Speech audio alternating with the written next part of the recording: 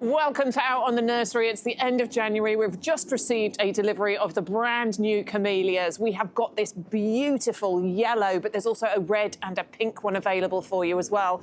Now, these are awesome quality. Look at the size of them. These are in flower, but most importantly, they are all budding beautifully. Now, the great thing with camellia is that you've got an evergreen foliage plant. So you've got something to look at throughout the winter months, but then they are also winter flowering, normally blooming from the end of January, going into February and even into March as well. They can get nice and big too. So these are really good at filling corners in borders. Now, they do need acid soil. They do prefer a bit of ericaceous compost, so it's important that you have that, and they're really easy to look after. They're very much a plant it, leave it, love it kind of plant.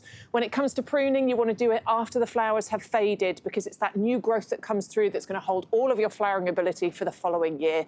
Camellias are a joy, and to get that colour and those flowers in winter makes this a very worthwhile plant, an addition for your garden. The camellias are available from YouGarden at the moment. You can choose between this gorgeous yellow, but also the pink and the red too.